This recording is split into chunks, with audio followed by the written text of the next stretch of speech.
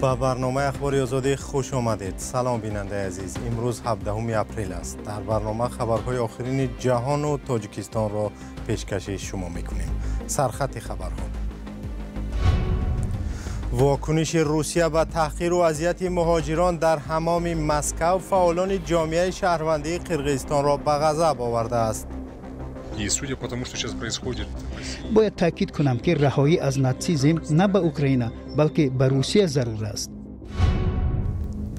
پلیس دوشنبه بلاگر تاجیک را برای نشر نوارهای پر از الفاظ قبیح و استفاده مواد مخدر بازداشت کرده است. زندگی در محیط بدبوی: ساکنان یک دهه ناحیه باباجان غفوروف میگویند آب تشناب‌های شهر بوستان آنها را نفسگیر کرده است. همین سال همین آبی بوناک بو زیر کرد برفت دنوی محله. وزارت کارهای خارجه روسیه از حمله آمان به حمام صاحبکار قرقیز در شهر مسکو حمایت کرده. تاکید کرده است که در این عملیات کمش 25 مهاجر با ویران نمودن قاعده بودوباش در روسیه به جوابگری کشیده شدند. به احتمال زیاد 4 نفر آنها از روسیه به وطنشان اخراج می شوند، ولی فعالان و مقامداران قرقیز از مناسبت تحقیرآمیز نهادهای قدرتی روسیه با مهاجران از کشوری کارشریک استراتژیک شدیداً به غضب آمده میگویند که این عمل مانند کار فاشیستان در دور جنگ دوم جهان است. کایو مرسیاتا در این باره گزارش دارد. باشکو вниз опустил.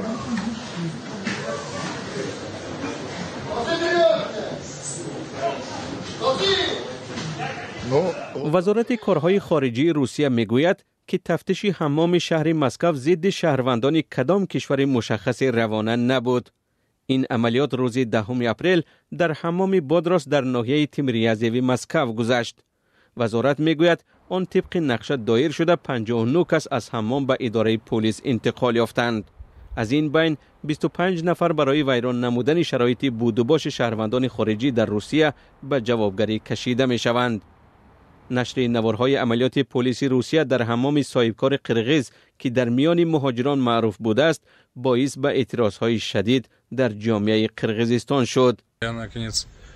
من چون دیگر شهروندان قرقیزستان منتظر واکنش وزارت امور خارجه کشور هستم. این خودسری مقامات روسیه در نسبت شهروندان ما و عموما مهاجران نباید به این شکل ادامه کند. با نظر داشت آن چیزی که در روسیه در مقابل مهاجران از آسیای مرکزی روا دیده می شود.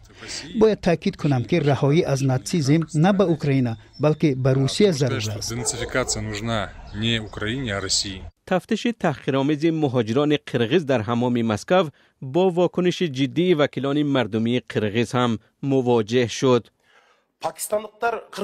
می خواهم حادثه لطوکوب دانشجویان پاکستانی را خاطر نشان کنم که در کشور ما روی داده بود. معاون سروزیر ما با پاکستانی ها واخورده از آنها عذر خواست. فعالان قرقیز به آنها غذا برده معذرت خواستند. وزیر امور خارجه پاکستان به بشکک آمد و سروزیر پاکستان ابراز نگرانی کرد. سروزیر ما چیکار کرد؟ حتی وقت پاکستانی ها را زدن من هم به میدان برآمده گفتم به خارجی ها نرسید. اگر تبهکاری کرده باشند طبق قانون جواب میدهند. آیا در روسیه یگان منصبدار چیزی گفت؟ آیا یگان نفری آنها اظهار تأسف کرده است؟ بعد از یورش پلیس صاحب حمام نوارهای را نشر نموده یادآور شد که تحقیر و لطوکوب مهاجران 5 ساعت ادامه یافته. همزمان با آن افسران روس به مثل غارتگران خزینه حمام را باز و تجهیزات آن را ویران کردند. خبرگزاری اینترفاکس روسیه از نقل امبودسمن و یا وکالتدار حقوق بشر قرقیزستان جمیله جمانبایوا می نویسد که عملیات در حمام مسکو از طرف اداره دادستانی و خدمات مهاجرت تفتیش خواهد شد. جمانبایوا این مسئله را با وکالتدار حقوق بشر روسیه تاتیانا ماسکالکووا بررسی کرده است. وی به مقامدار روس درباره معامله نامناسب خدمات مرزبانی و گمرک روسیه با مهاجران در فرودگاه‌ها نیز اشاره کرده است. پلیس دوشنبه عثمان میرزا مرادوف بلاگر 33 ساله تاجیک را برای نشر نوارهای پر از الفاظ قبیح و استفاده مواد مخدر بازداشت کرده است. او صاحب صفحه در اینستاگرام است که نزدیک 900,000 کاربر دارد. نوارهای این بلاگر در گذشته نیز جنجال برانگیز شده بودند. همکارم میرزا نبی خالقزاد گزارش می‌دهد. салому дуруд бари шакиву ба буруд. پلیس دوشنبه عثمان میرزا مرادوف بلاگر جوان را به نشر نوارهای تحقیرآمیز و استفاده از مواد مخدر ایبدار کرده است. ریاست وزارت کارهای داخلی در دوشنبه گفته است که عثمان میرزا مرادوف منتظم نوارهای تحقیرآمیز نشر میکرد و بر اساس شکایت کاربران شبکه‌های اجتماعی بازداشت شده است. به گفته مقامات هنگام بازداشت وی سرخوش بوده مواد مخدر نوع متامفتامین کریستال استعمال کرده بوده است.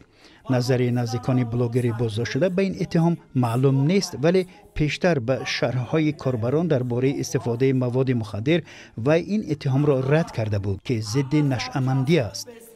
صغیره گپ خنک میدونم در که جوی با عزت نفستون رسیدم خفتون کردم ببخشید.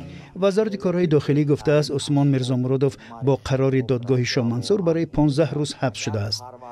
نوارهای عثمان میرزا مرادوف بارها در شبکه‌های اجتماعی جنجال برانگیز شده بود. سال گذشته کمیته تفتیشاتی سنت پترزبورگ روسیه این بلاگر را به صادر کردن عملهای غیر قانونی در سمت مهاجرت متهم کرده بود. او در یک نوار از مهاجران دعوت کرده بود که بلیط قلبکی دانشجویی بگیرند و با این وسیله از تفتیش مقامات روس و سپردن پتنت رها شوند. بعداً دوستانش گفتند که او جریمه و از روسیه اخراج شد. نمایندگان جامعه شهروندی ولایت سوغد از سنجش ناگهانی و فشار ریاست عدلیه شکایت دارند. مسئولان چند تشکیلات جمعیتی گفتند مقامات با نقض قانونگذاری و بدون آگاهی قبلی به سنجش کاری آنها شروع کردند. مقامات رسما در این باره صحبت نمی کنند. همکارم کیومرث سیاتا موضوع را آموخته برای شرحی بیشتر همراه ماست. کیومرث سلام. شکایت جامعه شهروندی ولایت سوغد چی است؟ سلام عبدالمومن و درود بر بیننده های عزیز. نمایندگان جامعه شهروندی ولایت سوغد میگویند که از روز 16 اپریل کارمندان ریاست عدلیه ولایت سوغد به آگاهی پیشکی به دفتر کاری آنها برای سنجش کارشان رفتند و این سنجش را شروع کردند. به گفته نمایندگان سازمان های جمعیتی طبق فرمان وزیر عدلیه درباره سنجش کاری تشکیلات جمعیتی مقامات عدلیه ولایت باید حداقل 3 روز پیش از آغاز سنجش به آنها آگاهینامه یا که خبرنامه روان می‌کردند. ترتیبی که به گفته نمایندگان جامعه شهروندی ولایت سوغد حالا رعایت نشد و آنها را در یک حالت بسیار ناگوار گذاشت. کیومرث مقامات در این باره چی میگویند؟ شرح دادند یا نه؟ البته ما برای گرفتن شرح رسمی چند دفعه برای ریاست عدلیه ولایت سوغد زنگ زدیم، سوال ها را نیز برایشان فرستادیم، اما تا این لحظه رسما به ما پاسخی نرسیده است. یک نماینده این نهاد به ذکر نامش تنها همین را گفت که کارمندان ریاست عدلیه فقط به دفتر کاری تشکیلات جمعیتی رفته خواستند دقیق کنند که آیا آنها واقعا در همون سراغه ذکر شده در حجتشان کار میکنند یا نه. این نماینده اداره عدلیه ولایت سوغد همه گونه فشار را به تشکیلات جمعیتی رد کرد.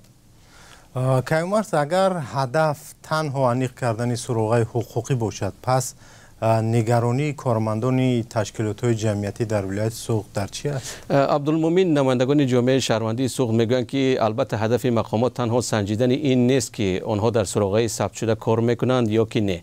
مسئولان حداقل 4 تشکیلات اجتماعی در شهرهای خوجند و بوستان با شرط فاش نشدن نامشان به رادیو آزادی گفتند که بجز از سراغه حقوقی مقامات همه حجت‌های آنها را تفتیش میکنند. ترس حامیان حقوق در ولایت سوغد این است که مقامات با این سنجش‌های ناگهانی زمینه قطع کاری آنها را فراهم میکنند. نمایندگان جامعه شهروندی ولایت سوغد میگویند که به این هم شرایط کارشان بسیار وزنین است و چند از طرح‌ها یا که لایحه‌هایشان الکی قطع شده است. تشکر کیومرث. یادآور می‌شویم که جامعه شهروندی تاجیکستان دوام 3 سال اخیر از فشار افزاینده مقامات شکایت می‌کنند. به اطلاع اتحادیه اروپا سال 2023 بیش از 700 سازمان غیر دولتی در تاجیکستان بسته شده است. سلام، اگر خط و خبر می‌خواهید ما داریم. نوید بامدادی، سرخط خبرها، اخبار تاجیکستان و جهان، گزارش‌ها و تحلیل‌ها. چی می‌گذرد و چرا؟ دانستن فهمیدن است. ضمیمه یا اپ ما را بگیرید. ساکنان چندین محله و دهات ناحیه کلانترین ولایت سوغد 1 سال باز با مشکلات عظیم اکولوژی مواجه شدند. آنها از آب افلاس و بوی غلیظ جویبارشان که از پالایشگاه تشناب شهر بوستان میآید به داد آمدند. پایان آب جویبار به دریای سیر می‌ریزد که از آن 3 کشور آسیایی مرکزی استفاده می‌برند. مقامات میگویند راه‌های جلب سرمایه برای برطرف کردن این حالت را جستجو دارند ولی هنوز با آن دست نیافتند. فرزان محمدی از ناحیه باباجان غفورف گزارش می‌دهد. در این جویهای دهات اونجی ناحیه باباجان غفورف پیشتر آب صاف جاری میشد، ولی به گفته ساکنان همکنون اطراف 1 سال باز به آن پرتوهای تشتاب می آیند. نه فقط در رنگ افلاسی آب معلوم است، بلکه بوی غلیظ آن ساکنان دومین کلانترین ناحیه تاجیکستان را بیزار کرده است. همین از خواب بنا یک بیدار شده مانی دیگه یک بریم برای دیگه همین هوا غلیظ گنده. اکنون این خوف گندگیش همین که هوا گندتر شود بسیارتر خوف ضرر رسانی این آبی بلوغ میرسد. این ممکن یکان اینفکسی گیران بیادن. عجب نه خوف. پیش آبی تازه می آمد.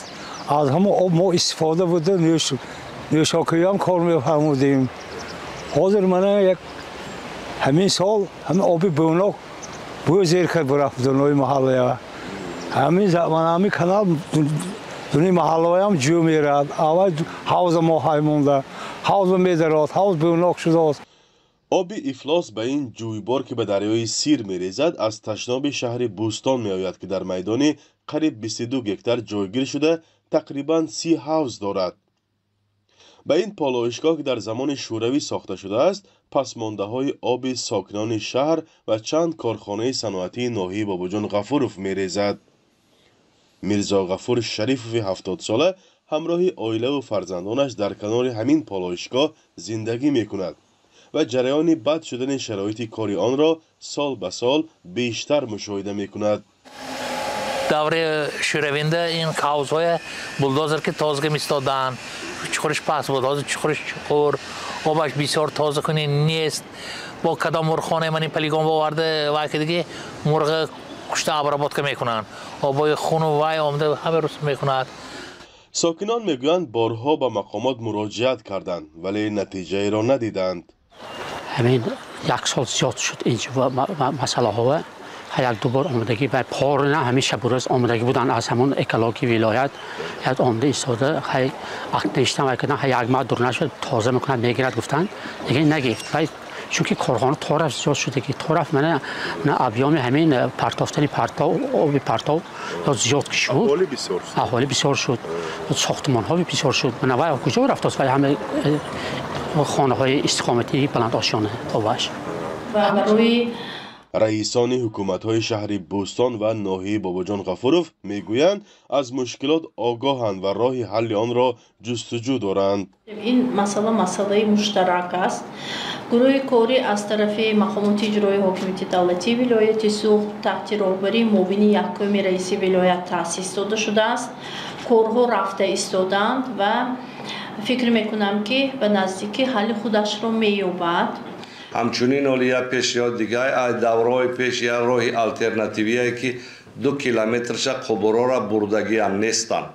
اینا از این مسئله برداری کرده شده ایستاده که حسابی همین صاحبکارا و دیگه ما حل کنیم چقدر کی یاردم میکنه همون قبورا بستنوید کنیم که با یک راه الटरनेटिवی برای شبکه‌های آب و کاریزی باشه. بد شدن وضع اکولوژی و کار آب و کاریز شهر و ناحیه‌های تاجیکستان سال تا سال بیشتر می‌گردد. مقامات میگویند این حالت به زیاد شدن اهالی و کارخانه‌های صنعتی ربط دارد، ولی ساکنان میگویند در عوض پولی که مردم به این نهاد میدهد آن باید تجهیزات نو آورد یا پالایشگاه‌های نو سازد تا مردم از بیماری‌های همگیر و بوی بد رهایی یابد. فرزان محمدی، رادیو آزادی، ناحیه باباجان غفورف. سپاس که ما را تا این لحظه تماشا کردید. اخباری از این بیشتر در صفحه رادیو آزادی در تلگرام، فیسبوک، اینستاگرام و یوتیوب و تیک تاک پیدا کنید. تا برنامه‌های دیگر خدا نگهدار.